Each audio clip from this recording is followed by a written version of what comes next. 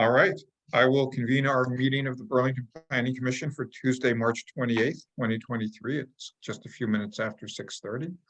Welcome to everyone who is here. First item on our agenda is the agenda. Are there any changes to it? The only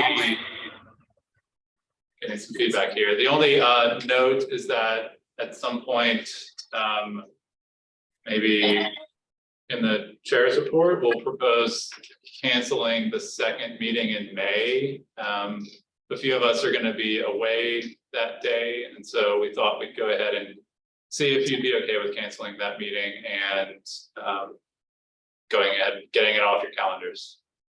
Okay, so we'll talk about that. Sounds like it at one of our reports. So we have our agenda as presented. Next item is the public forum. This is an opportunity for members of the public to speak to the commission on pretty much any item that you would like. Charles, do we have anyone for the public forum? We do. We have 4 members of the public, and Sharon Busher is going to be first. If you would like to speak after Sharon, please use the raise hand icon at the bottom of your screen. We'll start with Sharon, and then we'll have a queue after that. Great, So, thank you. Sharon. Welcome, Sharon. Thank you. I just unmuted. Thank you so much. So I have a couple of things to speak to. I was driving down Pine Street and then looking at the area that is proposed for development. And between that little scenario and looking at the proposed zoning amendments from the ordinance committee, I kind of jumped back 35 years or so and remembered why I wanted to get involved in politics, because I wanted to help people navigate government on their own if they wanted to, as opposed to reaching out. And so I'm going to mention those 2 generic things and then get right to the comments about the proposed zoning amendments. But the first has to do with, at one point, we had the ability for a project to actually have a virtual, it was like, I'm trying to remember, it's a movie like You Got Mail or something, where it's a flat screen and then the buildings appear and you see the impact of the structures. Anyways, it was that virtual impact of seeing sizing of buildings and how they shadow, not sketched, but actually 3-dimensional. And I thought how much, and that was so valuable, and yet it was cost prohibitive at the time. That was a long time ago. I'm sure that technology, I hope, is available. And I think as we propose changing development, I think it could eliminate some of the fears that people have inside when someone proposes something that is different than what we have right now. If we could actually see it 3-dimensionally, I believe it would help us all embrace it as opposed to be fearful and speak against it. So I'm just saying that to Megan and Charles. I have no idea what the cost would be, but I see it as having real value. So that's number 1.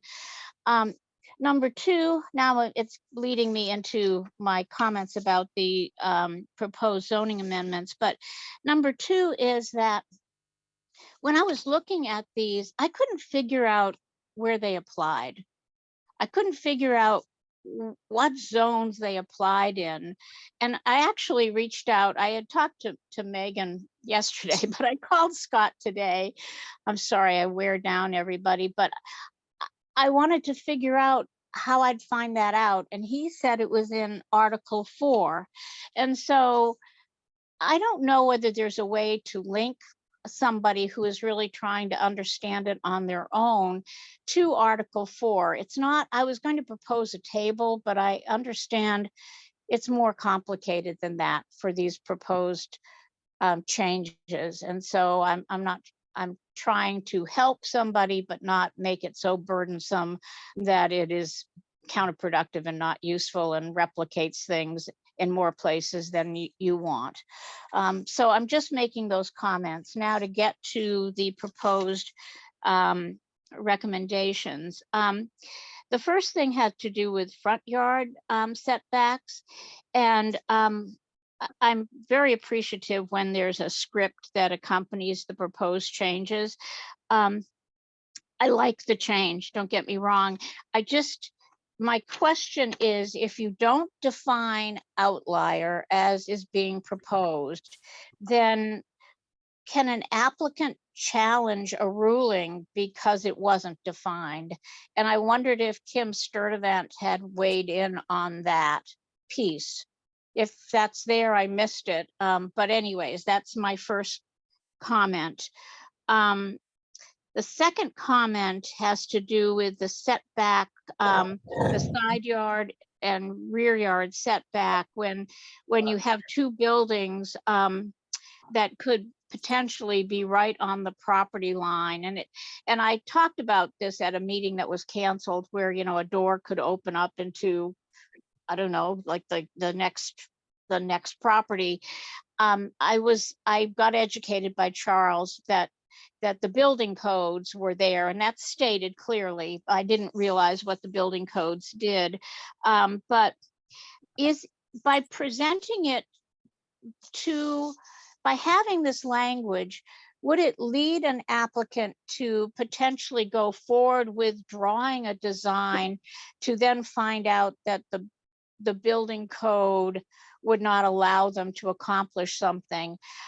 You know the applicants, Charles and Megan, better than I. So I want to make sure they realize they need to touch base with someone in permitting or wherever to make sure that before they spend money on design, that there isn't something that precludes them from building close to that property line. So that's my second comment. And then the third comment has to do with the language regarding garage setback. And I liked the conversation from the ordinance committee, but I didn't agree with the conclusion. I liked the conversation because, you know, right now it said that you had to have a 25-foot setback, and that doesn't make any sense at all.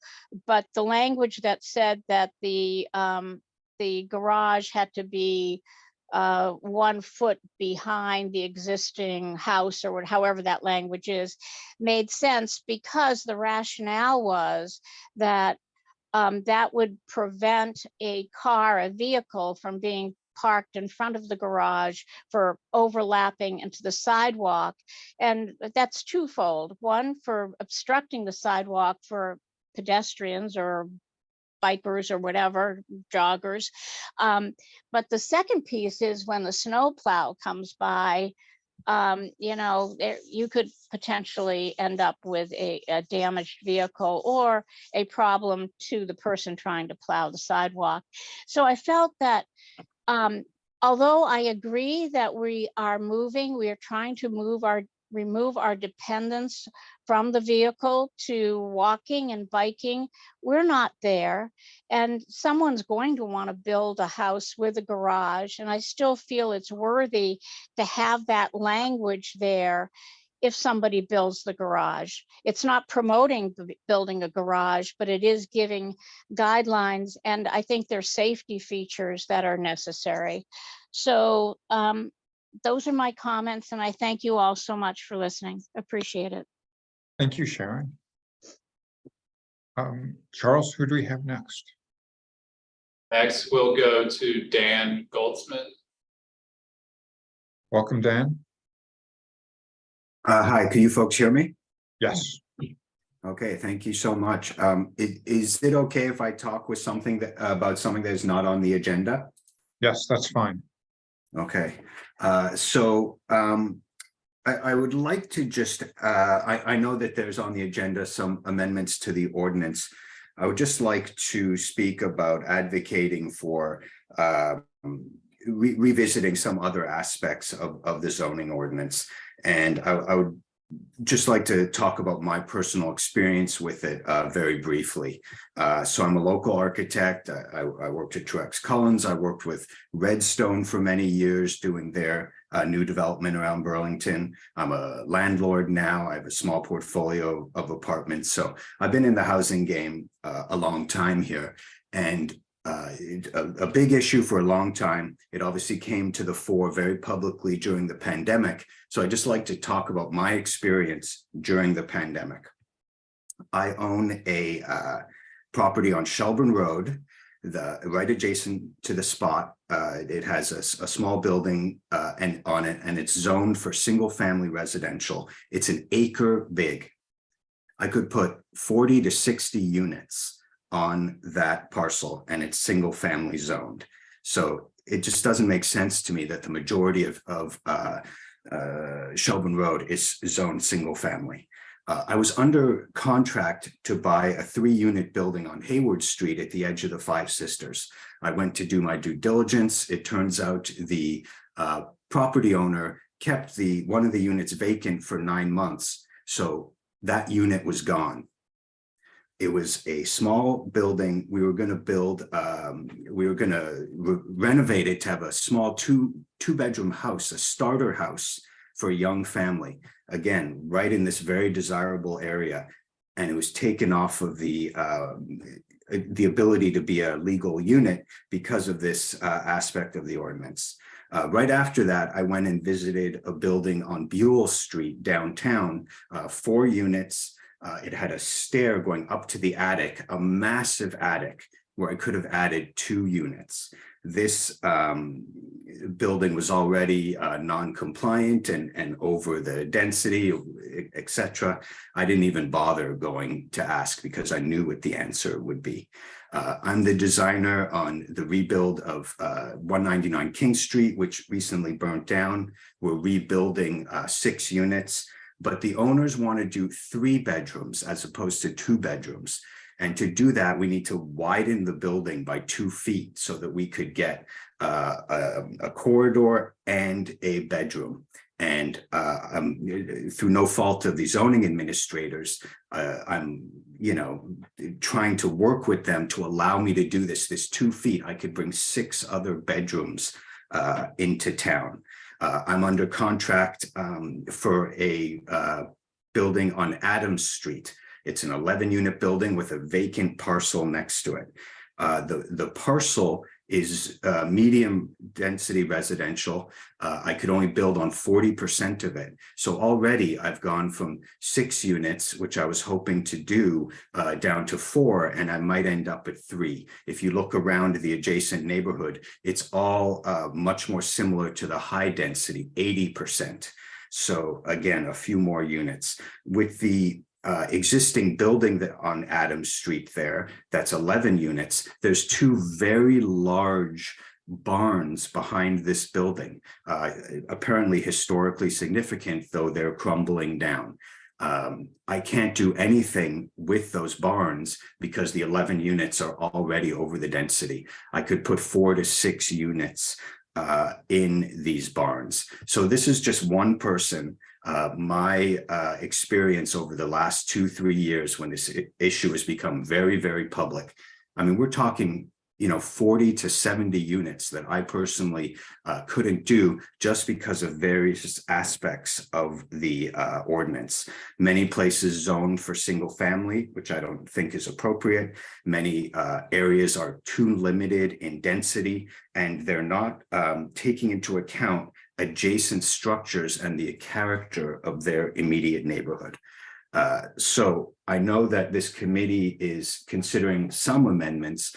I would ask that they broaden their horizon and add to the conversation looking at the zoning districts. And I'd be willing to work with anyone and any way to make revisiting and looking into some of these reforms, especially along Shelburne Road. Thank you. Great. Thank you, Dan, for those comments. Very insightful for us. Charles, do we have anyone else? We have two other members of the public. Their hands are not raised. Reminder, if you would like to speak, please use the raise hand icon at the bottom of your screen. Give you a few moments.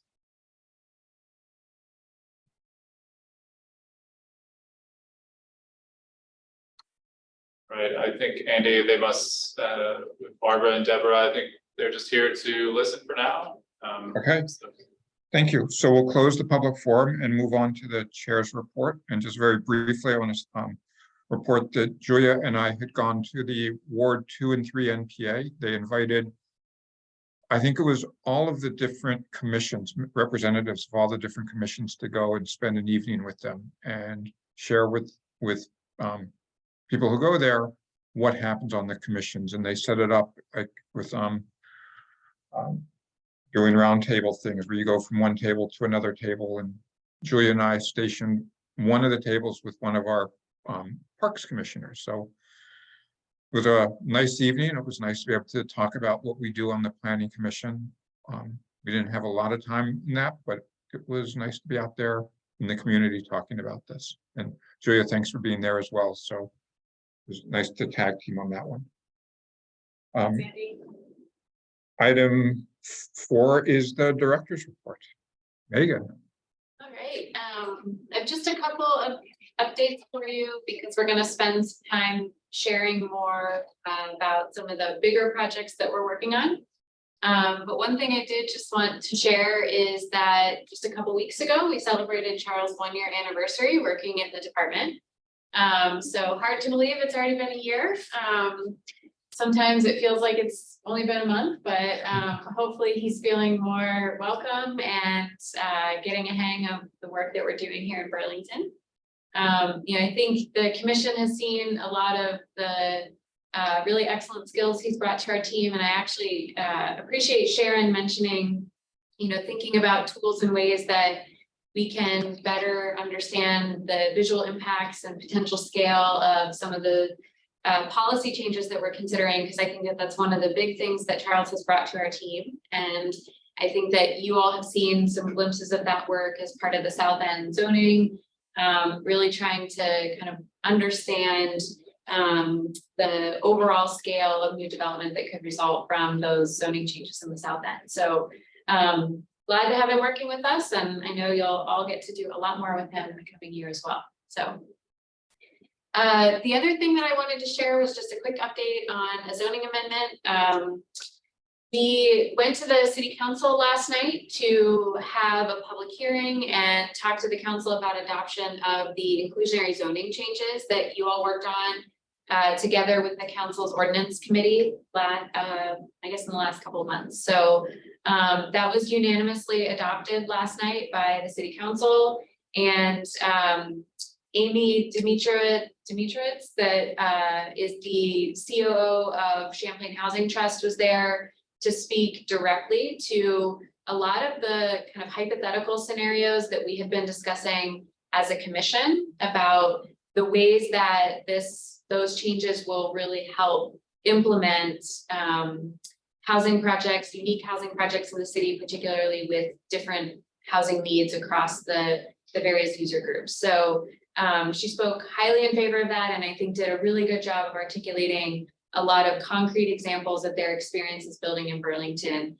in ways that we were really trying to allude to. So that was a successful amendment, and we look forward to talking with many others who have lots of questions and other concerns about our inclusionary zoning. And I would imagine that you will hear you know, more changes from us sometime within the next year to that as well. So that's all for me, Angie. Okay, good. Thank you. Then we'll close that item and move on to item 5, which is proposed CDO amendment ZA-23-03 for setbacks. Who's talking about this one? I see you I there, will be Scott. talking about it. Charles. Sarah's just about to, I think, share a screen. We've got a brief presentation. So this is a proposed amendment to the CDO that was brought forward initially by the ordinance committee at under Bruce's leadership. This was an issue that he has raised, and I think it's something that he and others who have been, who have experience with infill development in Burlington have encountered. It's just a few of the sort of primary issues specifically dealing with setback. And so we'll just sort of talk through what this amendment does involve and what it does not involve. So what you see here on the screen is the sort of full suite of setback standards that are in the CDO today. This amendment does not touch all of these. In fact, it only touches those in these red squares, in addition to this language from the form code on the right. So there's really four main elements of this amendment that are here. I should also say, and want to say thanks to Dan for all of his comments. I think we'll hear more. I think he'd be happy to hear that coming down the pike, there's potentially some work that could address some of the issues that he encounters and the missing middle, perhaps some other zoning amendments, and some of these standards we are not proposing to change in the foreseeable future. And a note here, because this is addressed, and Sharon alluded to this as well, this note is addressed in a couple of the proposed changes in this amendment, is that all the setback standards that are in the CDO, of course, will have to comply with fire and building safety code. We did coordinate the drafting of this with Scott, the DPI team, and Scott's here to answer any questions if you have any. So front yard averaging. So the current standard in the CDO today, when development is proposed, is to take an average of the two neighboring lots on either side within the same block and essentially allows a plus or minus 5 foot variation to that average. The ordinance committee recommended allowing for removal of one of those properties to create some flexibility and defining outliers. This is what Sharon was alluding to, and ultimately in thinking about the ordinance committee's recommendation, staff, we ultimately came to the conclusion that defining outlier was not necessary. You know, an outlier that is truly, I think, objectively an outlier where the property is maybe set back very substantially from those averages. It would, obviously, I think we would consider that an outlier. It would materially change what the setback would be.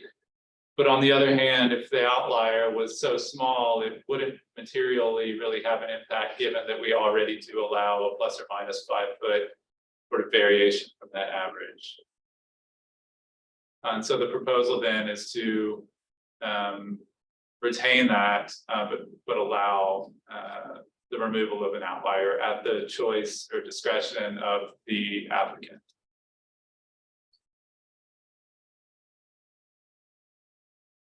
So I'll just move along here.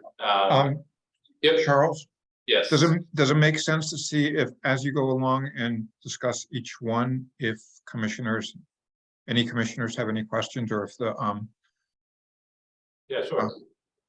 yes, so does anyone have any questions, or does the ordinance committee want to weigh in on this item? Or you could also wait till later, but Bruce? Yeah, I'd just like to talk a little bit. First of all, this came out of the executive committee asking ordinance to come up with some tweaks to the ordinance that would not change character of neighborhoods and keep us, but activate some impediments to creating units. In this case, I just wanted this changed only a couple of years ago. The intent was always to make the streetscape look like the rest of the street as much as possible, so that you don't have a gap in the big gap along the streetscape. And I brought this up because I experienced one where one setback and where the averages were where just about every house is about 10 feet back. There was one that was 100 feet back. and it was on a corner. So the one on the other side was 40 feet back. So you didn't go 2 over for that one. So you only had 3 to talk about. And those 3 were outliers, or 2 of the 3 were outliers. So just want to give you some background. Great. So in the end, in that one, we ended up taking away, because we had to respect the setback, we lost 4 units. Thanks, Bruce. Alex? Can I ask a basic premise question? What is the goal here? Are we trying for uniformity, or, I mean, what are we trying to do? Yeah, I mean, I think the intent originally of front setback standards generally, not just in Burlington, is to create a consistent block face where buildings are set back either identical amounts or relatively the same amounts. You know, these were concepts developed early, mid 20th century, and that's where it is. There are those situations in Burlington and many other cities where there is an uneven or sort of an unequal distribution of properties along a block face, and particularly in areas, in hilly areas where geography or topography is a barrier or a concern, or where there's waterfront properties. These setbacks tend to vary significantly in one case, or in some cases from one property to the next. And I think Scott and his team have seen a few projects come through where there is an obvious outlier that just sort of substantially skews that average, and, you know, to Bruce's point, endangers infill projects. So the goal of the amendment itself is to facilitate infill projects and provide some flexibility with these setback standards. And I think that in the case of really extreme outliers, to your question, Alex, there is an element of wanting to help reinforce that cohesion of the street. I think, you know, we've heard some specific examples where the resulting setback would be potentially set back behind all of the other existing buildings just because of the placement of one of its neighboring properties, you know, a building on one of the neighboring properties. And, you know, that's really not the goal of the averaging that we have in the ordinance today. And so we want to try to solve for some of those, you know, not extremely common, but we want to try to solve for some of those challenges. If I could just add, and just stepping back a little bit broader, is some years ago, the city was trying to, when it was doing one of its prior zoning changes, it was trying to establish a uniform front yard setbacks, you know, in different districts throughout the city. So for low density residential, it was looking to say, we want the setback, the front yard setback to be, I don't remember what the number was, you know, 20 feet. But then you go around different low density residential neighborhoods, and every neighborhood sort of has a different pattern of front yard setbacks. And so in some places, 20 feet, like in the New North End, there are neighborhoods where the front yard setback is much deeper. In other sections, the front yard setback was much smaller. And so an approach that was taken was to say, let's take that, any individual neighborhood, you know, any specific, you know, area within a neighborhood, and you do the averaging of them. And I think and so that way you get the uniformity within a neighborhood. But I think what the ordinance committee and Bruce were picking up on is even that caused some problems. And so I think this is a further refinement of trying to just create a uniformity within different neighborhoods, recognizing that you can't have a standard front yard setback in all the neighborhoods because every neighborhood is so different. Thank you. I appreciate that. I was just thinking about that. Too much uniformity is not always desirable. One of the appealing things about Burlington is that it's not entirely uniform. But you know, Charles said the magic word: infill. Right. Anyone else? And Scott Guston, this is hand raised. Scott, you? Yeah, just a quick comment, and actually Bruce's comment about the corner lot made me think of this. I think there were 3 neighboring properties in that case.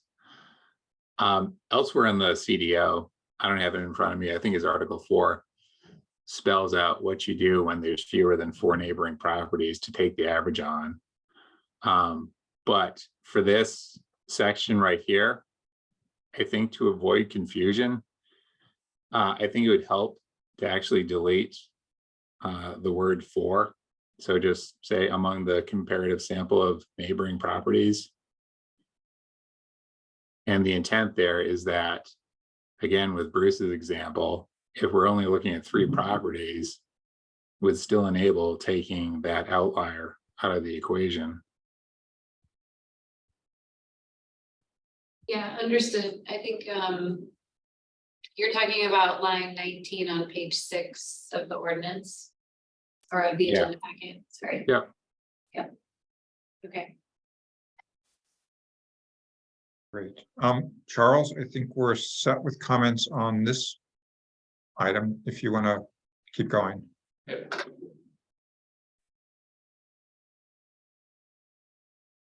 Okay, this next one deals with abutting buildings with doors and windows. And so the current standard is, it says, you know, where you have a building facade on a property that is adjacent to a parcel that's within 5 feet of the common property line, and it has either doors or windows, then this subject property has to be set back 10 feet up to the height of that adjacent building. In some cases, you know, the building code, well, in all cases, the building code does require that buildings that are built up to the property line are either constructed with fire rated party walls, and that any openings, it's basically understood that any openings will either have to be closed in at the point where the adjacent property owner builds their building up to that property line as well, or they cannot exist. And that's why you typically don't see doors and windows on building facades that are placed right up to a property line. Because that owner knows sort of that if their neighbor builds a building right up to that property line as well, they're going to lose all the access to light and air that those doors and windows provide. So the proposal tries to sort of clear this up and say that that setback that's currently required is not required, but the building code standard will govern the construction materials and building openings that are basically allowed in that building. It's meant to simplify things and say that, you know, first and only you must look at the building code, rather than pointing to one standard in the CDO and then while this underlying sort of building code remains. Great. Any questions or comments on this one? All right. Thank you, Charles. In the spirit of what Scott had offered, I'll just offer one clarification for the commission that within the ordinance text, we will replace the references to the 2015 IBC to just refer more generally to the adopted applicable building codes of the city, so that whenever those change, we don't have to come back to this and change it again. So we'll replace that. Thanks, Megan. That makes sense. Thank you.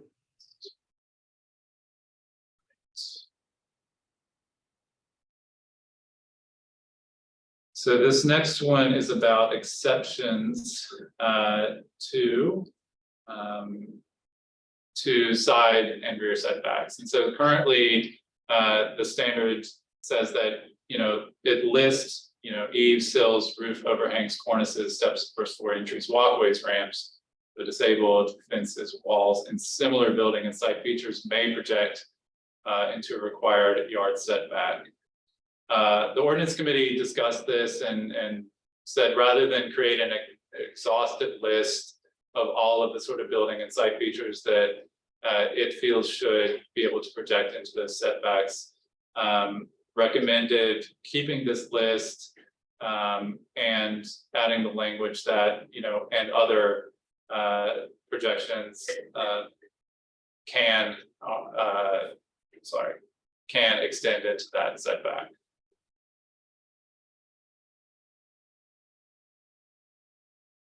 Any questions on this one? So it's really the but not limited to line that is important here. I just have a Bruce? comment. So this one was brought up primarily to try to activate in a hilly environment all over the city, or maybe even flatter environments, basement units where you could, if you sprinklered a unit and provided a step to, I mean, one of the things that came out of, I thought, ordinance committee was the old language is steps to first floor entries. And we had proposed steps to entries, I had thought, but that's what I would propose how we change this.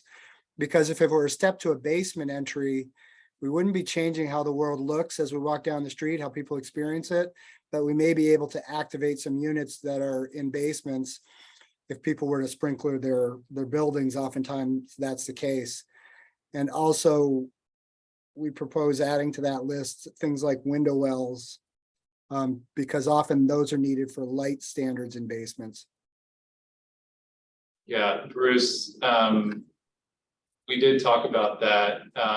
Happy to delete from the version that goes in front of you for a public hearing, that language first floor, and to say steps to entries. Coincidentally, there's going to be a list of technical amendments that are going to be coming before the ordinance committee in a month or so that we've discussed. And hidden in that list, there was a note about window wells. So that came to my attention after the fact of drafting this. And so that if the commission tonight feels like window wells should be added to the list for clarity, we can do that.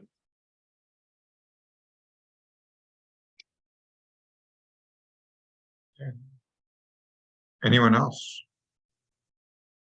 All right, Charles, I think we're back to you then. Ready. So this last one deals with the garage setback that Sharon Busher spoke about earlier. So the current standard says that, where a front yard setback is required, any street facing garage on that property has to be set back at least 25 feet from the front property line, and includes language that is meant to prevent parked vehicles from blocking the public sidewalk. So the proposal is to delete that language, but as Sharon said in her comment, sort of after the fact, we had a second look at this, and we do think that adding language to the effect of "in no case shall parked vehicles block the public sidewalk" should be added into this paragraph to retain that intent and that spirit. Of course, we do not want, or we would not want to propose a situation where cars can block the public sidewalk, and we do want this to remain clear to applicants and the public that is not the intent. And so we would want to include that language. Okay. Any comments on this one? I have a question. Are there other provisions that prevent parking from occurring in the front part of the lot that would go off of this? Yes, so we do have standards about placement of parking within front yard setbacks that limits it to driveways on these residential areas. Is that right, Scott? I think you know those more specifically off the top of your head.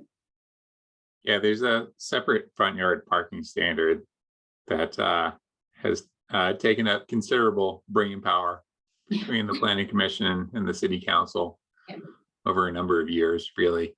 But yeah, parking in the front yard needs to be within a driveway, within dimensional limitations, and it needs to be to the side of the residence, so it can't be dead center in front. Thank you. Anyone else? All right, Charles? That is it for the setback amendment. All right. Thank you. Any more discussion from the commission? Or what would folks like to do? There are a couple changes that were recommended. I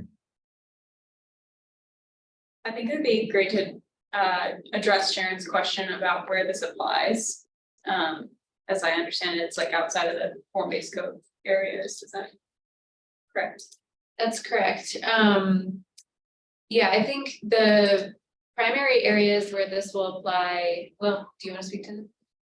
Oh, go ahead. Oh, I was just gonna say, I mean, I think because of the placement of these standards in Articles 5 and 6, those generally apply throughout the city in wherever they're relevant. But I think where these would mostly be applicable are to the setbacks that are relevant to our residential areas. Or anywhere, in the case of removing outliers, anywhere where we allow averaging of setbacks.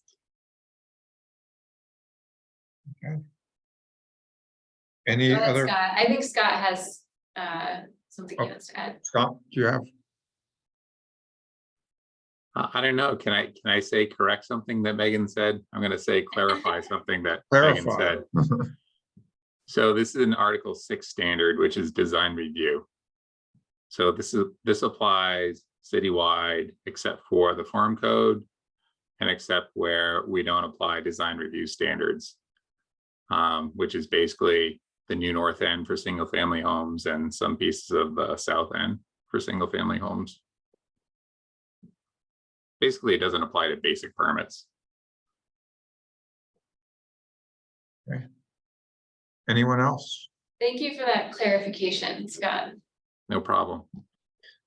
So, I was curious, why did, I think, Bruce, we talked about rear yard setbacks at some point, and I was just wondering why those weren't included. My own sort of investigation is this is a, unless you have some sort of other exemption, like you have the historic carriage barn or something, this really is prohibitive because there is an allowance in the ADU portion on rear yard setbacks. So, you just don't get a whole lot of flexibility if you've got a deep lot and you want to put a structure in the back of it. And so I just wonder if you guys looked at that and if that might be looked at in the future. You're talking about the 25% rule. Precisely. The ordinance committee didn't discuss that. I do think, I don't want to put my foot in my mouth here, but I think in the neighborhood code work that Sarah and Megan have been doing and any resulting text amendments may look at that. We wouldn't commit to that now, but I don't know, Megan, do you have anything? Yeah, I mean, looking at specifically side and rear yard setbacks is one of the elements that we anticipate looking at more fully as part of coming up with solutions to support more of those middle housing types. So this was at the beginning, and I wasn't part of the ordinance committee discussion, so I wasn't kind of aware of that history of bringing that one up, but I do know that in our early discussion about how we wanted to approach this amendment as an amendment that would come forward right now, that was more technical in nature, we were trying to be pretty narrowly focused on a couple of these things that we had identified as kind of clearly prohibiting infill or that would help us to better apply our existing standards, and that anything that would more substantively change the policy that we have for those setbacks would be part of our discussion about neighborhood code. Okay, thanks. And could someone just give me like the layman's version? I apologize, I couldn't speak up when we were going over it, but I'm just not totally sure I understand the side yard one that we took a look at. That used to be 10 feet and now isn't. Can someone just give me the quick, just like a real layperson's explanation? Yeah, so I can try, or Scott maybe can try.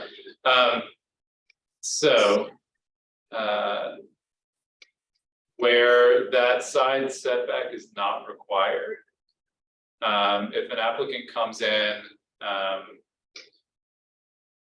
if there's a building on the adjacent property, let's say you want to build a building and there's no side setback required, and the adjacent property owner already has a building that has windows or doors abutting or right on that property line, it requires you to then set back your building 10 feet at least up to the height of that building. But there were questions about the fairness of this. Well, your neighbor came in, just because they built their building earlier, does that mean you shouldn't also get the benefit of not having a setback required on your property? And should you then have to set back your building 10 feet? Well, again, the building code says if you build a building like that first building that your neighbor built up to the property line, A, it has to be built of certain fire rated construction materials, party wall. And B, it can have openings and doors, but they should know that given that there's no underlying setback there, that you as the neighbor can then build a building right up to their building, and then their doors and windows would be blocked in. Which again is why you typically don't see that. You don't typically see people building their buildings right up to the neighbor's property line and putting doors and windows on that line, because you would have to go back in and retrofit that, fill them in, or reconstruct a wall of a party wall, which is very expensive. I think what we were previously trying to control for was just kind of creating that space. And what we're trying to do now is let the building code and the specific site conditions dictate where those setbacks may be required, relying more on the building code for those setbacks rather than the zoning ordinance. Got it. For what Is it's there- worth, Oh, yeah, go ahead. Sorry, Bruce. for what it's worth, the building code would require 10 feet in most cases, unless it's sprinklered. Well, that was kind of where I was going. My next question is I really I'm a big proponent of townhomes, and I think from what I understand, high level, some of the sprinkler issues have gotten in the way. And I just wondered if there's anything about this that could help with the creation of townhomes with separate ownership, or if that's at all related. Bruce, you'd probably be the expert in that regard.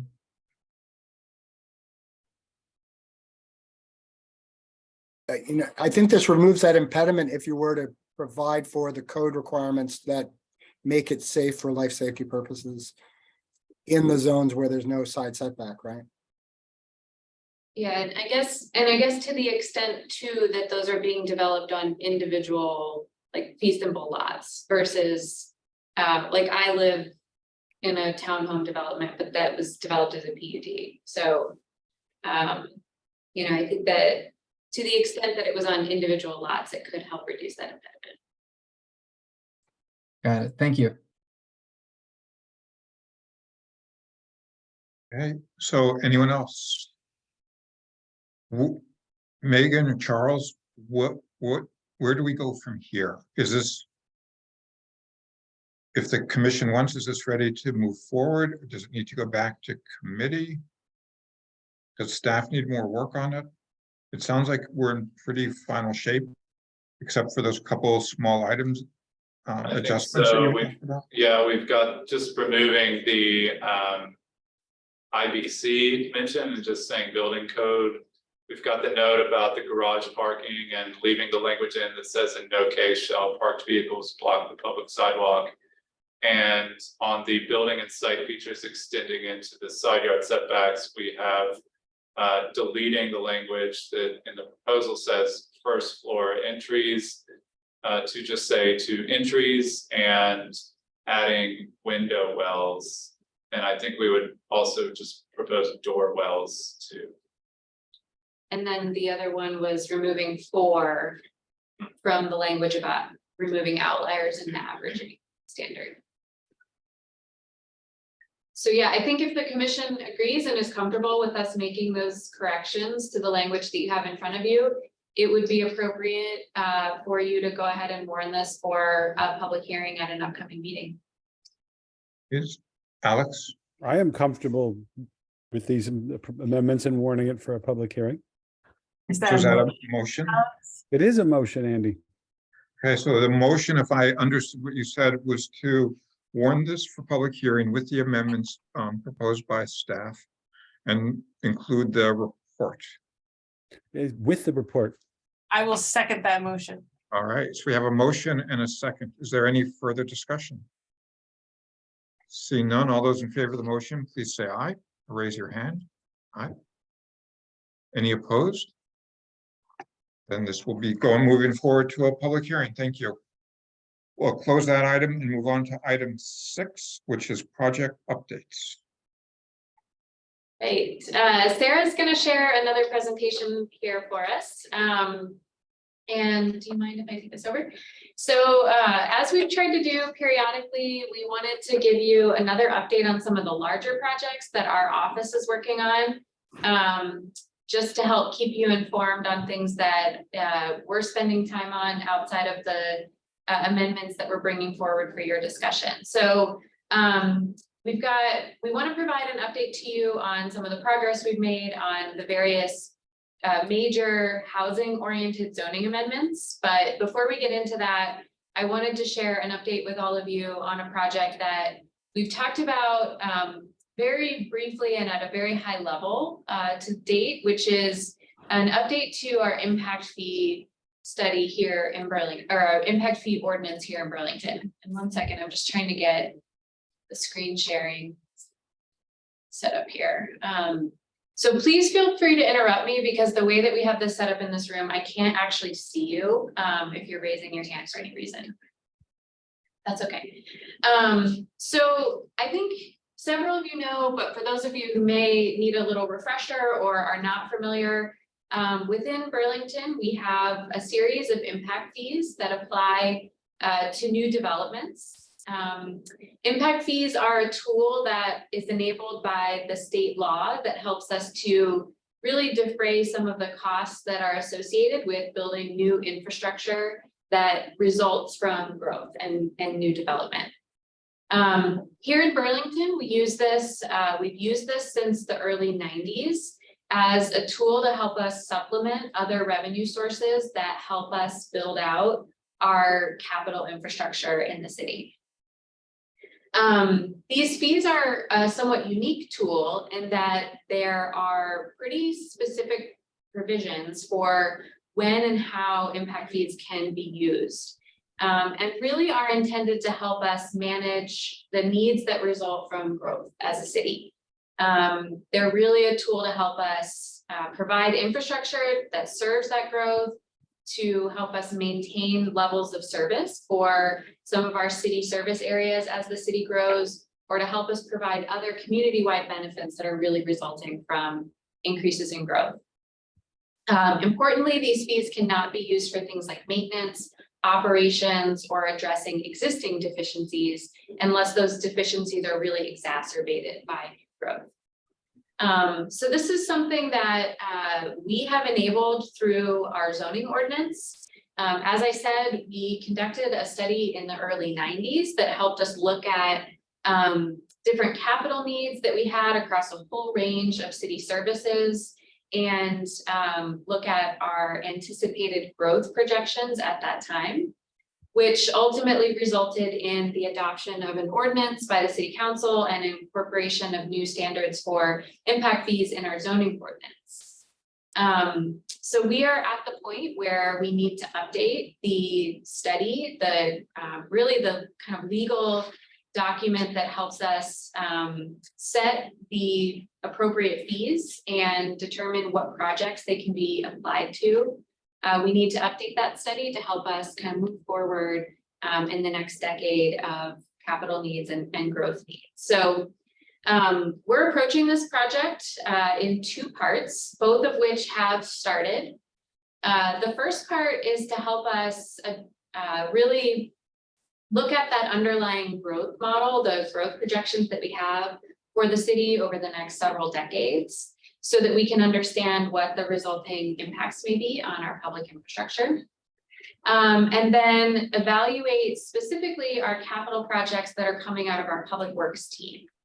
Right now, one of the fee service areas that we collect impact fees on is for traffic. This is used for a very limited scope of improvements for intersections in the city of Burlington. And so we are also asking our consultant to help us think through a potential approach and approach to that fee that might enable us to spend impact fees on other types of transportation infrastructure. Thinking particularly multimodal infrastructure that we've not spent it on before. Sorry, So go what- ahead. Sorry, I what- can't see you. Sorry, what was, you said particularly what type of infrastructure? Multimodal infrastructure. So thinking Oh. about things like, expanded or growing bike lanes or sidewalks, things like that. Thank you. You're welcome. This part of the work is being done primarily by a local consultant, RSG. And I think some of you may remember that we've mentioned that we received transportation funding from the Regional Planning Commission to support that portion of the work, which is also related to why these two pieces are split up a little bit. So the second part of this scope will be to look at all of our other fee service areas and to help us do the same work to think about the approach and an updated fee amount in all of those other areas. So we also assess impact fees on core library, parks, fire and police, and schools. So similarly, this will look at the list of capital needs for those city services and help us determine what an updated fee amount may be based on our growth projections. This part of the work is also going to help us consider a couple of other points, which I think is relevant to why we wanted to share this update with the Planning Commission. In particular, we're going to not only look at the end of this assessment at the sort of combined recommendations between each of these parts of this study to understand what an overall impact fee might look like, but we also want to think about what it might mean for some of our housing and development goals that we have in the city. So I'll talk about that here in just a second. So a couple things that the commission may be interested in as we advance through this work. The first is kind of what we're looking at in terms of our future growth projections that are underlying this study. These growth projections are still preliminary, but are well informed and I think are informed by a number of things that we are tracking across various areas of our planning work right now. So these have been developed by RSG from looking at our past growth trends and growth rates. The most recent census data for the city in terms of the number of housing units. It's also based on a model, a transportation model that the Regional Planning Commission maintains, which has some of these kind of growth projections built into it. And also what we know on the ground here locally about potential developments of a significant scale and what the resulting number of units could be coming from those developments if they're to be successful. So really helping us kind of understand what that all looks like over the next several decades in terms of growth in housing units and growth in jobs. And I think as we move forward with the impact fee study, we'll really be focused more on that 2030 time horizon and thinking about the capital needs that we have relative to that 2030 horizon.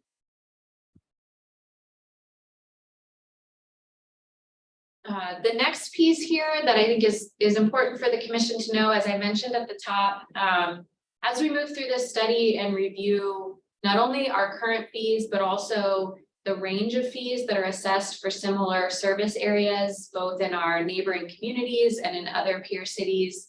We may want and need to have a conversation about how and when we apply these fees.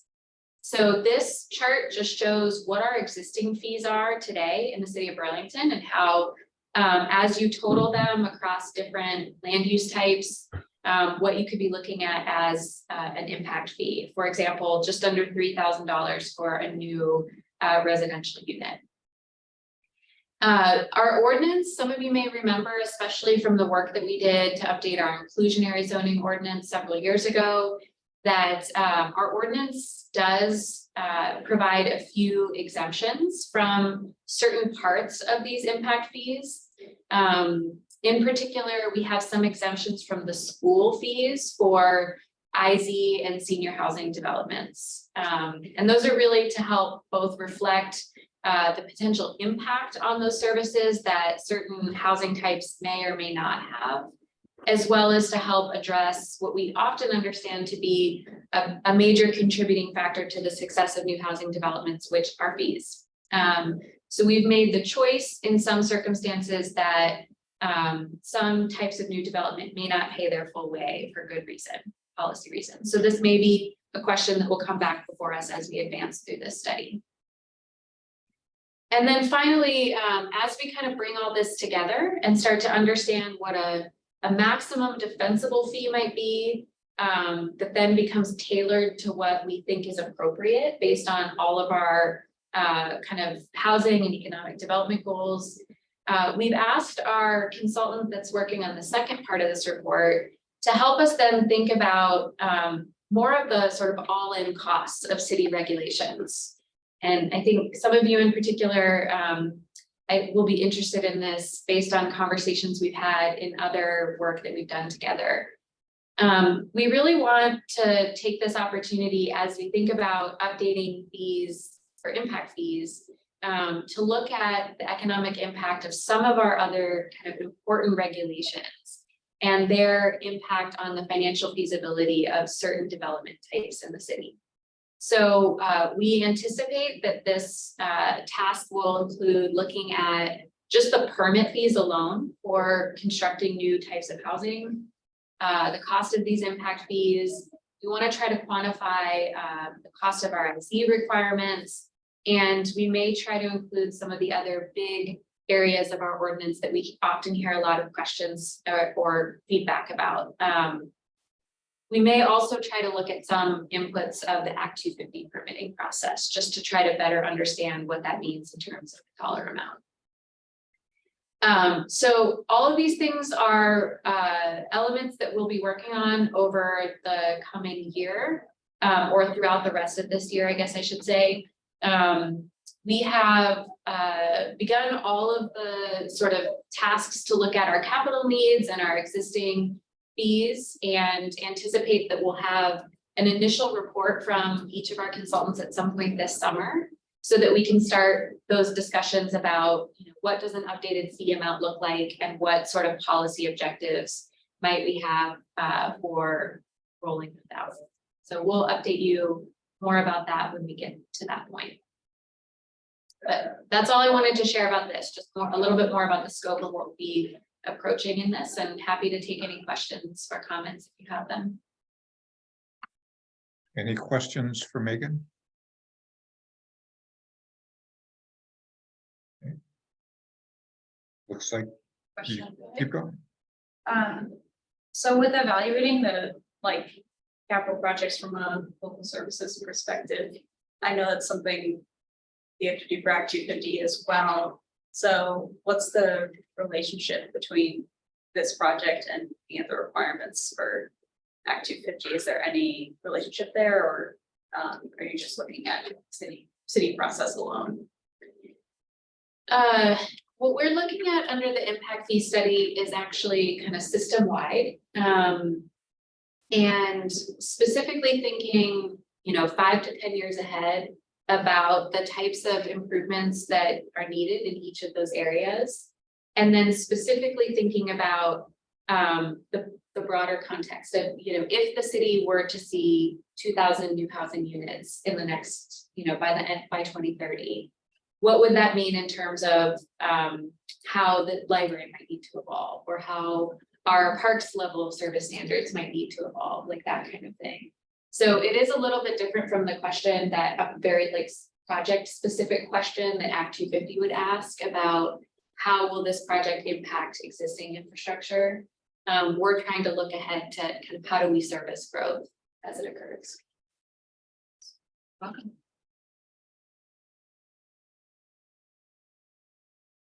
All right, happy to move on if there aren't any other questions about this. This is one of those that I feel like some people find very exciting and some people find very boring, but it's ultimately a really important part of our policy landscape, especially for housing. So we'll try to keep you updated on it from time to time.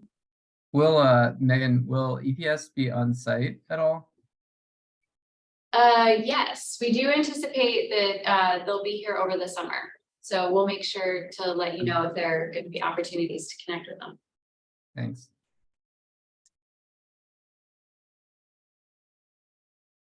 All right.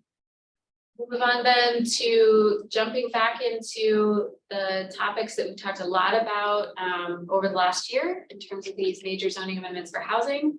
The first two will be pretty quick. We wanted to just let you know what has happened with Trinity and South End zoning amendments since they were referred out of the Planning Commission. So starting with Trinity, you'll remember that you referred this on to the City Council back in December with a memo that was discussing the relevance of having an MOU as part of the work that they were doing on the zoning amendment. The City Council received that zoning amendment and discussed it at a meeting in February. And ultimately, the referral to the Ordinance Committee failed on a tie vote. So there is not currently any action happening with that amendment. I think there was a lot of discussion, and representatives of UVM were at that meeting that evening. There was a lot of discussion about kind of the importance of that MOU to accompany the zoning. So I don't think that there were major concerns about what was in the amendment itself. I think the concerns were really about the sort of accompanying commitments that were not coming before the council. So we'll let you know if we see any more action on that anytime soon. And Megan, those were the same, essentially the same type of concerns that we had raised at the Planning Commission, which is why we did the memo. Yeah, I think the council also had maybe some more specific comments in terms of, wanting the institution to make firmer commitments about their enrollment. But yeah, they were similar. Yeah, great. Thank you. All right, I'll let Charles jump into the South End zoning update here. Oops, So sorry, there's just a few slides. I think we might have a couple slides that are duplicated here. Why don't you just give us a verbal update? I think they're in here. Yeah, so. Oh, there we go. Yeah. Sorry about that. Many cooks in the kitchen on this PowerPoint. I'm going to give you a very brief update of the South End Innovation District and a related coordinated redevelopment that is happening that the mayor announced a couple months ago. So this is just a summary of, we've discussed first in December and subsequently February, the South End Innovation District. At the time in December, it was still in your hands. It's obviously come out. But these are some of the first questions we've heard. So this is more just to put this on your radar. We're expecting these topics and potentially some others to be the focus of discussions at the Council Ordinance Committee and the full council. Building height, how to preserve, or how does the district preserve space for manufacturing and arts in the South End? What type of development intensity, particularly how many homes and how much commercial space could the amendment create? We had some questions about, the sustainability elements of the zoning and what it encourages, what it requires, what it incentivizes. Ownership opportunities in the housing realm. I think, housing in general is a desire of many, including the administration, but in particular, ownership opportunities is something that the council is interested in looking at. And at a most basic level, what is the boundary and why is it proposed as is? So again, just to put this on your radar as issues we expect to hear. So the next steps here are, it's all but firm date of April 19th for Council Ordinance Committee's discussion of this. They still have to, I think, name their committees, but I think they've gone ahead and sort of penciled that in on the calendar. So in just a few weeks, this will be coming back up at the council, and we're anticipating that this discussion will carry through the spring and early summer.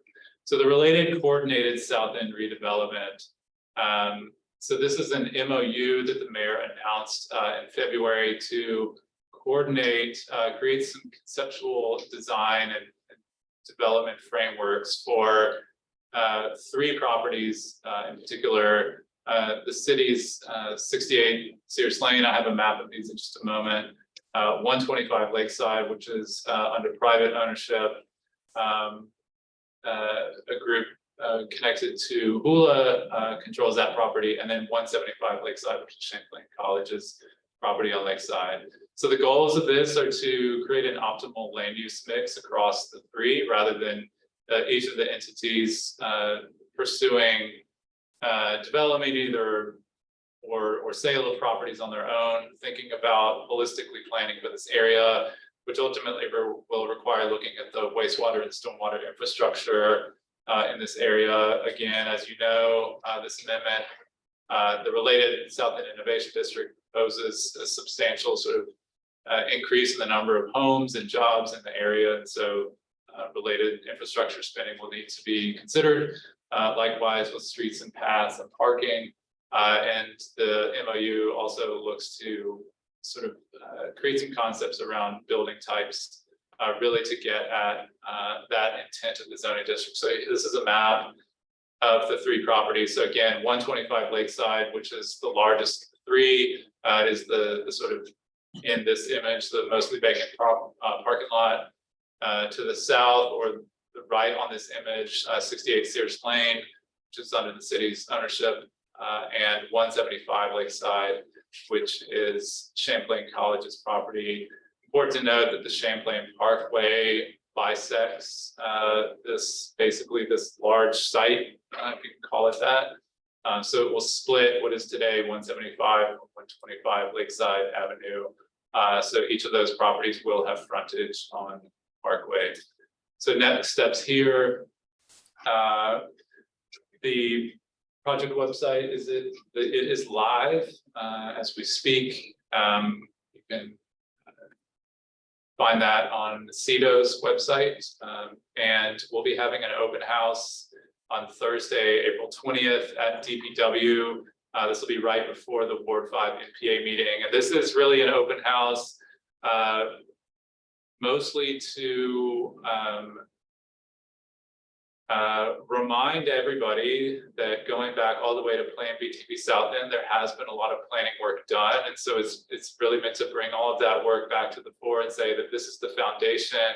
There's no concepts coming out of the MOU work that are going to be presented. This is, again, just to sort of recap Plan BTB South End, recap the South End Innovation District, recap the Chittenden County Regional Planning Commission's 2022 study on a multimodal transit center, also information on the Champlain Parkway and the Barge Canal going forward. So all things South End as it relates to sort of this coordinated redevelopment. In the summer, we're planning public workshop on 2 to 3 development framework scenarios that are being developed right now in conjunction with all of the parties to the MOU.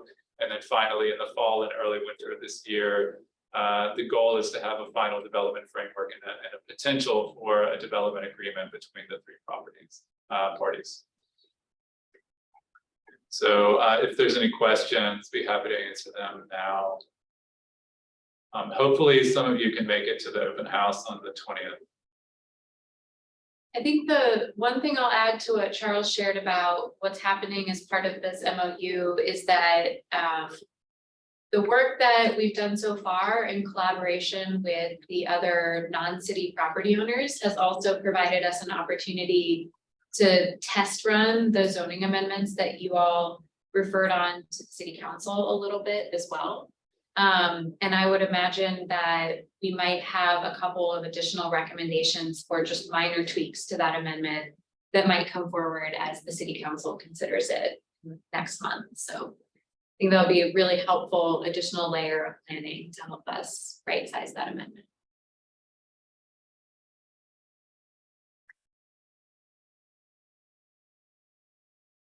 All right, we will move along. All right, so moving on to neighbor. Can I ask a quick question?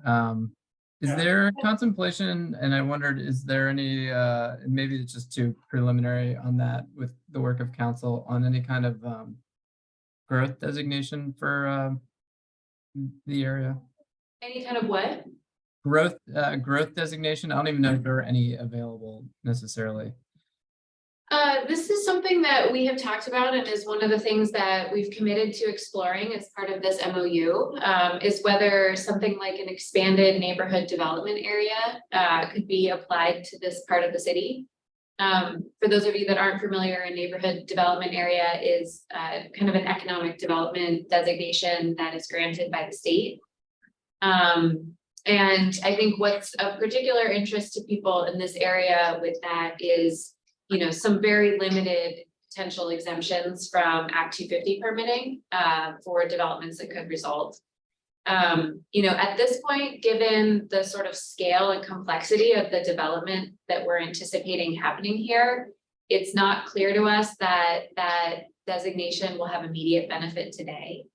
And so we've committed to continuing to talk through that, and we're also simultaneously watching the kind of ongoing discussion this legislative session about potential changes to Act 250 that are being debated in many committees.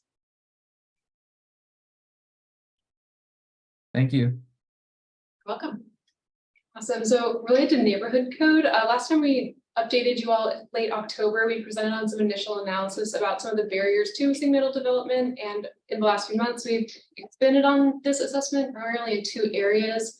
The first being reviewing the neighborhood's conformity to existing zoning, and second being identifying the typologies to inform that context sensitive zoning, allowing kind of just setting us up to really take a very context sensitive approach to existing character when it comes to this.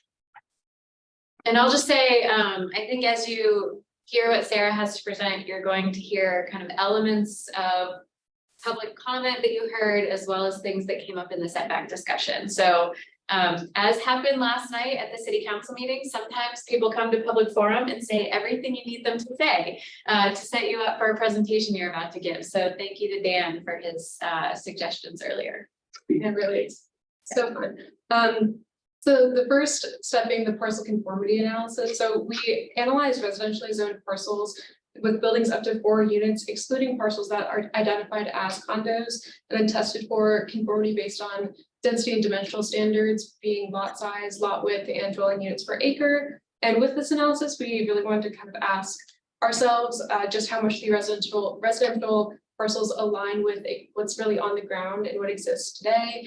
And you can see at first glance that in certain areas, such as Five Sisters, such as just the whole eastern part of the Old North End, that there is a little bit of misalignment when it comes to some of these standards. So just for reference, what you were looking at in the previous slide, you're looking at residentially zoned parcels, and the parcels that are blue are ones that conform with our current requirements for lot size, width, and density. And the ones that are yellow do not conform to one or more of those specific zoning standards. And in this, after reviewing the existing residential standards and based on districts, we modified the existing 5 districts into 4 modified districts, looking at low density, the large lot overlay, medium density, as well as high density.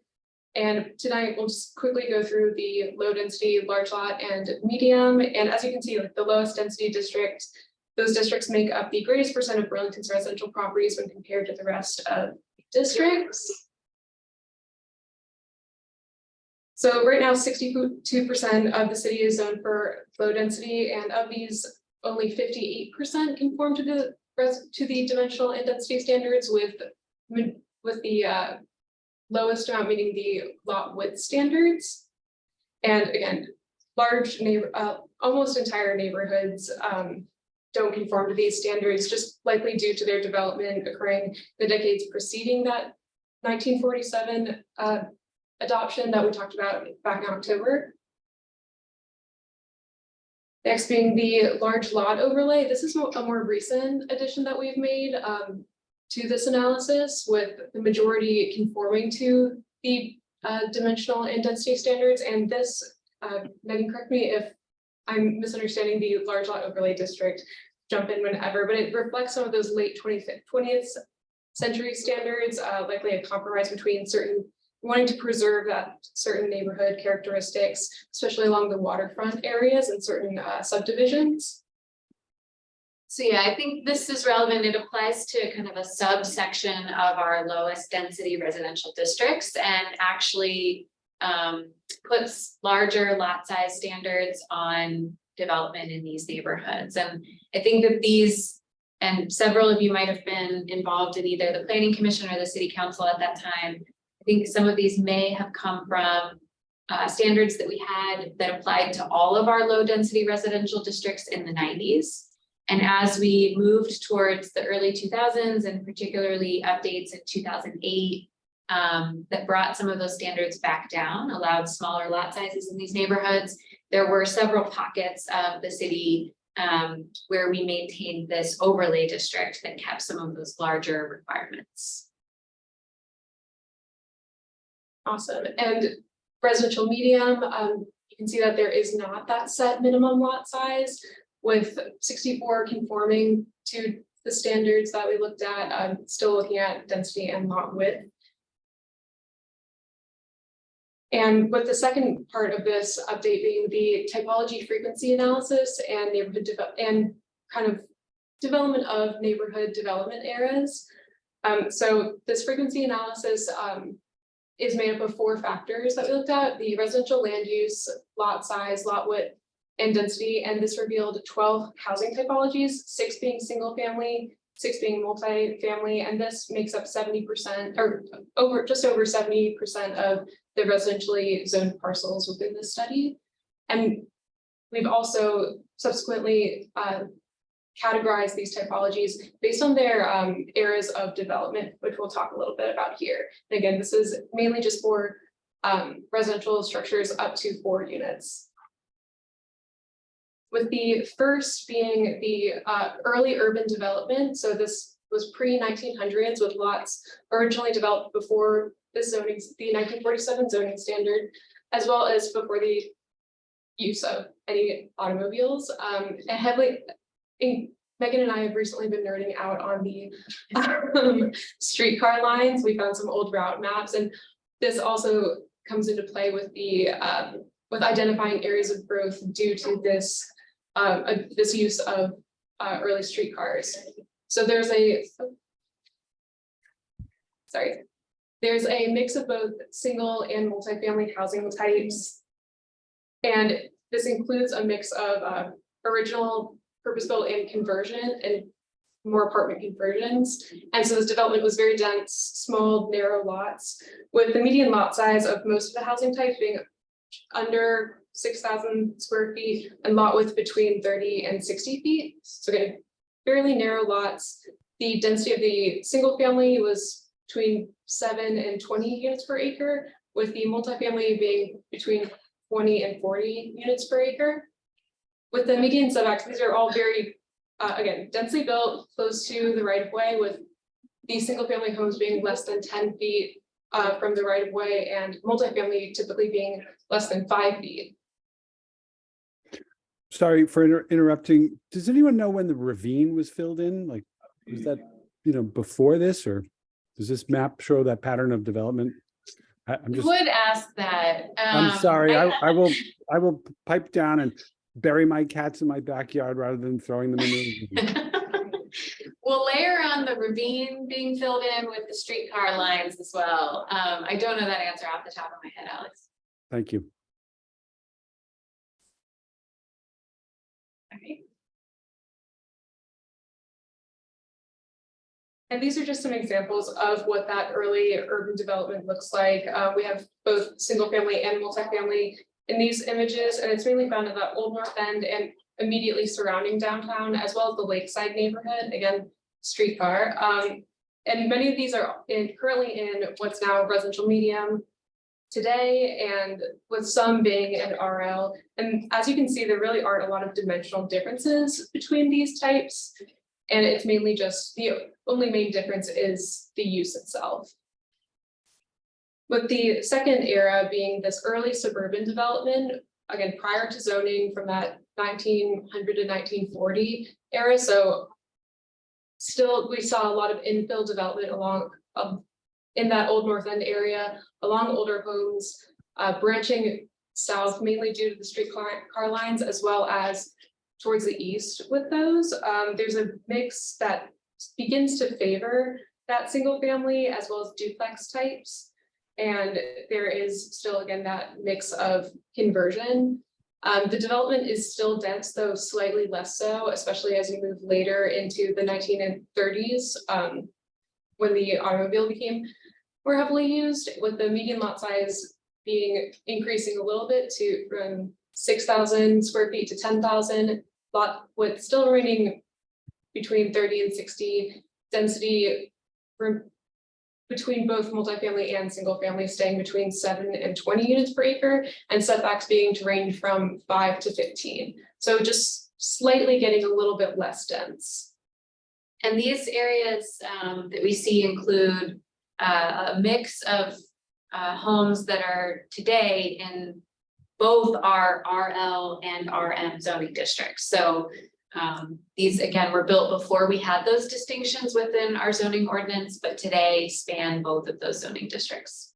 And in each of these areas, you can kind of see a little bit, hopefully, depending on your screen brightness in the map, these darker parcels are the multifamily parcels, with the lighter green or lighter color, and any of the others being the single family. So in this one, you can really see the single family starting to branch into the hill section, and pretty far south with likely the old North End darker parcels possibly being those conversions or purpose-built. A combination, probably. Yeah.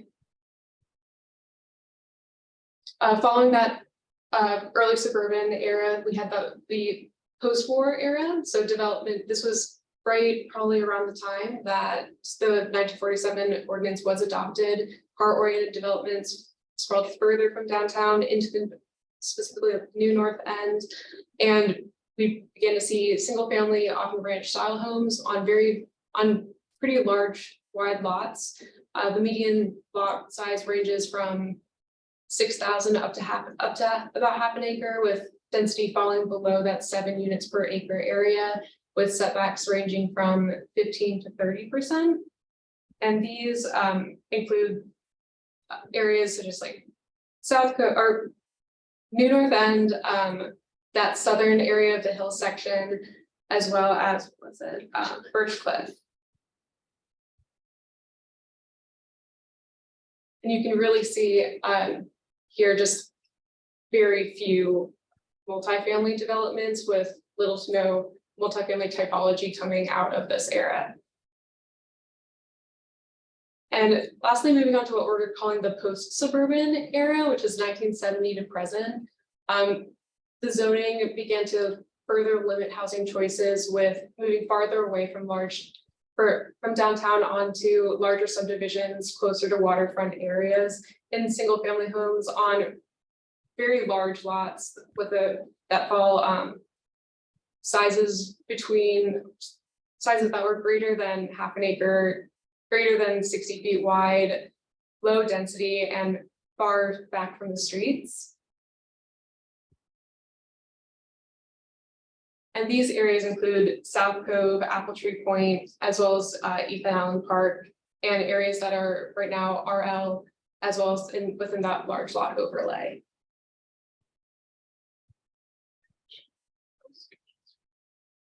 So, sorry, we're dealing with a little bit of it looks like there's another commission meeting that thought that they were scheduled in here, so we're a little distracted at the moment.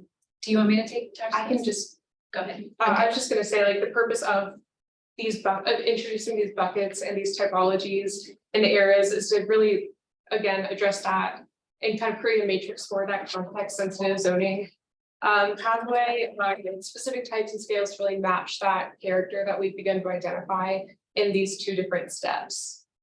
And Megan has created this great graphic here to kind of present an example of what that might look like. You want me to say? Yeah, if you would. Yeah, so I think, as Sarah had said, the goal is just to share with you a couple additional layers of deeper analysis that we've been doing that's helping us identify some of the specific ways that our existing zoning standards may not be reflective of the development that we've seen historically or present day in some of our neighborhoods. And then start to think about how do we apply what we know about development patterns in neighborhoods forward, so that we can think about how to more middle housing types, neighborhood scale housing types might fit within the fabric of those neighborhoods. When we talk about context sensitive zoning, I think that that can be a catchphrase that people don't really know what it means. And so I think what this chart is trying to show is that based on our understanding of our patterns of growth and what our existing zoning districts allow, this is helping us look at what different types of middle housing may be appropriate in different kinds of neighborhoods around the city. If we think about the specific opportunities of the far new North End in terms of new housing types compared to new housing types in the old North End, they may look and feel different. And so this work will really help us to understand what the building blocks are of different neighborhoods and zoning districts, so we can think about how to right size them to allow more of these housing types to fit alongside. So where we're going from here, we're hoping by the end of this week actually to release a request for proposals to bring on some technical support to help us actually start thinking through what some of these zoning changes could look like. Really building on a lot of the research and work that we've done to understand our existing development patterns and some of the existing barriers that we know exist. And start to help us come up with some solutions for what that context sensitive zoning could look like. I think ultimately, as we start to approach that work, one of the things that we'll be looking for engagement with all of you on is kind of how we approach context sensitive zoning. I think several of you have been around long enough that you remember when we prepared the new downtown form code. That is certainly one example of what context sensitive zoning can look like. It's sort of one kind of extreme end of an approach that we could take to developing the neighborhood code. But we have other examples, like our work that we did several years ago on our sign ordinance, where we provided some specific standards around the size and dimensions of certain types of signs, and then created a chart almost like this that we put in our ordinance to say which zoning districts each of those sign types would be allowed within. So one of the things that we'll be exploring through that process and with that support is kind of how we can have best achieve these goals of aligning the development patterns with middle housing opportunities and kind of what that looks like as a zoning change. Great, thank you. Any comments or questions? I just wanted to say that those last two examples Megan gave, those are great to sort of illustrate how to think about it, the extremes of Yeah. form-based code versus what we did with signs. And Yeah. So Megan, I gather sort of what the goal is that the overarching goal is to address the middle housing, to increase the opportunities for the middle housing throughout the city. And you're doing it to reach that goal. What you're doing is staying focused on the context. So of what historically had happened. And so moving forward from there, so you're not moving too far astray and yet still looking for all the opportunities that there could be for the new middle housing throughout the city. Yeah, I think that's a good way to summarize it. You know, Plan BTV and a lot of other areas of our kind of planning goals talk about how we want both to realize more housing opportunities in areas of the city that are already developed. You know, we don't have a lot of undeveloped land like some of our neighboring communities where we would expect to see new growth. So this is really an opportunity for us to help realize that opportunity for more homes within, you know, neighborhoods that already exist, but giving us better tools, I think, to help us do that in a way that is reflective of neighborhoods patterns today. So, you know, some of the research that Sarah and I have been working on has helped us understand why certain standards in our zoning ordinance have oscillated over time. And I think we know based on that history that we've used kind of rudimentary tools to help us ensure that new development kind of reflects the character of certain neighborhoods, but they're not always fine-tuned enough to make sure that that actually happens. And so we want to try to move beyond things like density and lot size or even lot coverage, like Sarah was reviewing, to standards that get more specific about what kind of housing at what scale we think is appropriate in different parts of the city. Good, great, thank you. Any other questions or comments? Well, we look forward to the continued work on this effort. Looking like it's in a good Julia's direction. Oh, Had her hand Julia, up, sorry. sorry, I didn't see your Smells hand. Is so awesome, and I would love to like be able to review this in more detail because I want to look at specific parcels and everything. Just figure that out. I'm curious. Have you looked at other housing types in addition to the 3 there and done a fuller table? This is what we'll be doing in the Okay. next phase. Yep. Okay, got Yep. it. Yeah, I think I also just have some questions about what you might be looking for from us, like, yeah, at these different stages, like, are you looking for, I don't know, comments on the zoning approach at this time, or looking, is that something that we should comment on later? I think to the extent that the commission has a perspective about that, kind of that detailed question about how we approach this context sensitive zoning, I'd be happy to hear that. But to your question about how will we be seeking the commission's feedback as we move forward, I think that this chart actually illustrates one of those examples where we'll be looking not only for the commission's feedback, but we'll be looking for some public input on kind of the match between these different areas of the city and the different middle housing types that we might want to prioritize being allowed within that. So that will certainly be something that I think we'll talk more about. The other thing I know that Andy has brought up before is also just kind of tapping into the commission's experience and perspectives around what other sort of in the weeds details might be getting in the way of us implementing middle housing. We've been working on summarizing both the assessments that Sarah shared with you before, as well as this additional information kind of into a comprehensive report. And one of the sections of that report looks at the barriers today that are preventing us from getting more of these housing types in these areas. And they look both at the big picture things that we know kind of fundamentally aren't working, like minimum lot sizes, for example, to support duplexes.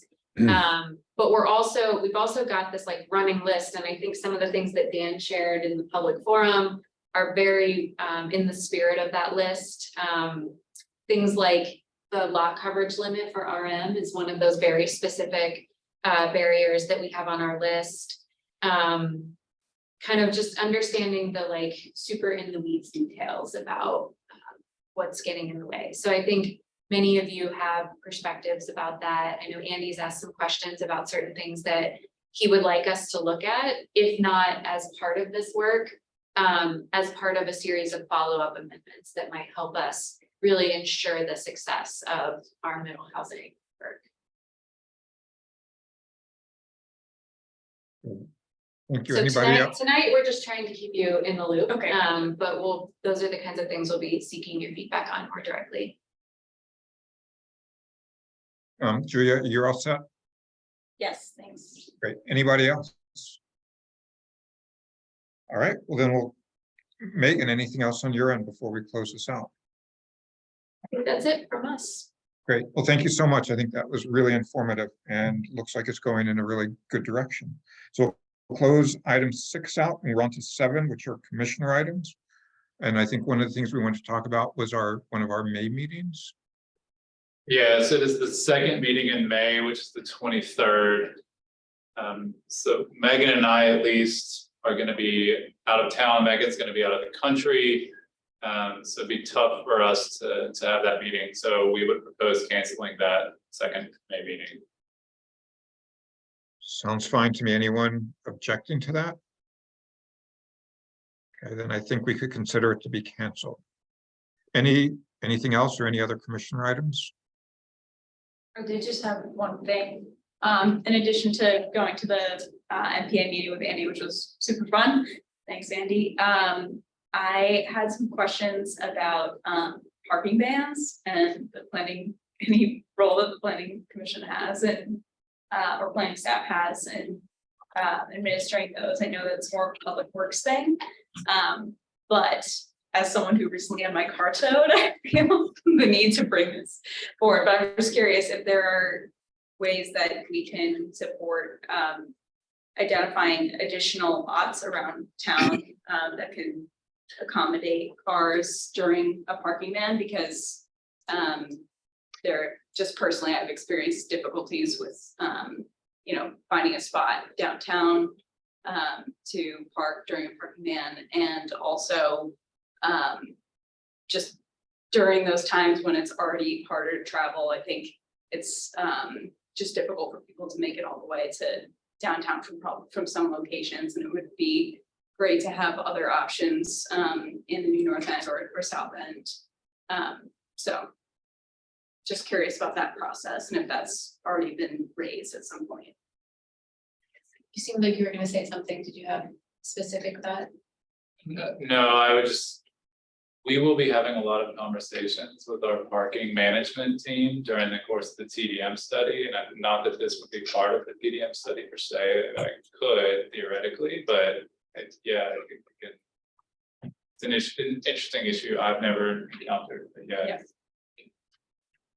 I would add on to that I think it's something that affects a lot of people in my neighborhood, because I have a lot of college students and they're kind of a forgotten demographic because they're transient and don't participate as actively, I think, in the political process as other people. So yeah, they're getting your car towed. It's you really feel like a victim because there's very little notice. And if you're new to town, you really don't understand how the system works or what the resources are.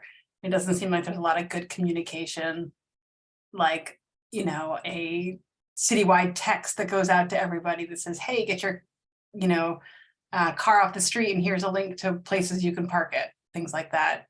And the tickets are astronomical. Yeah, these are great points, and definitely we'll pass them along to DPW, who, you're right, does administer the parking bans and all of the resources that are available during them. I think one, I guess, kind of related piece that I know DPW has been trying to work on is the implementation of the North Winooski, the changes to the North Winooski Avenue corridor. And as part of that, trying to help find kind of off-street shared parking arrangements that DPW is sort of for the first time trying to help broker. I think this is a new area of work for DPW's parking team.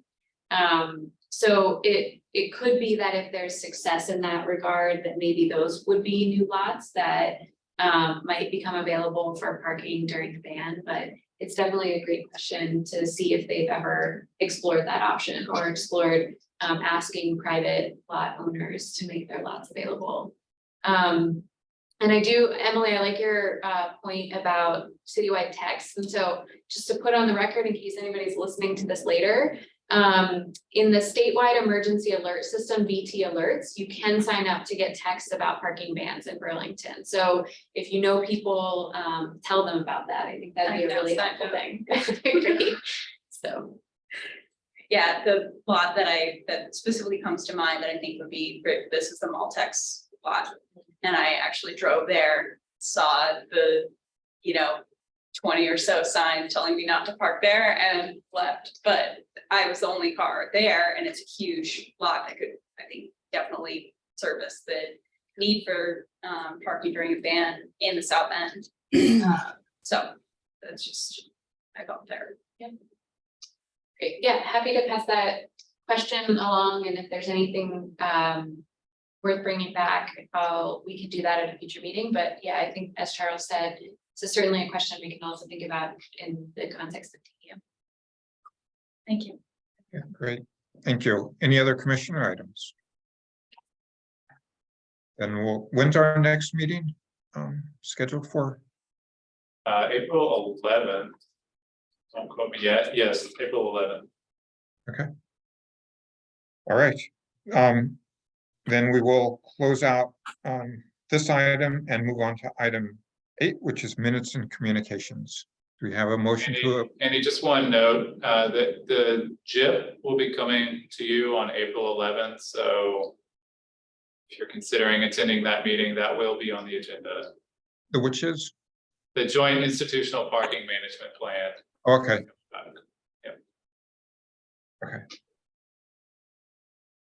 I think that's So- probably everyone's favorite planning commission of the. It's always spicy. yes. So minutes and communications, is there a motion to approve the minutes and accept communications by Alex? Seconded by Emily. Any discussion? All those in favor of the motion, say aye, raise your hand.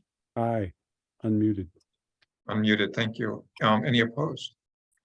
That's unanimous. And then final item is adjournment. Is there a motion to adjourn? Motion to adjourn. Motion to adjourn by Emily. I think Michael seconded that one. All those in favor of adjournment, say aye, raise your hand. Aye. Aye. We stand adjourned. Thank you, everybody, and we'll Thank see you you. next time. See you next time. Thank you all. Have a Thank great you. evening. Thanks.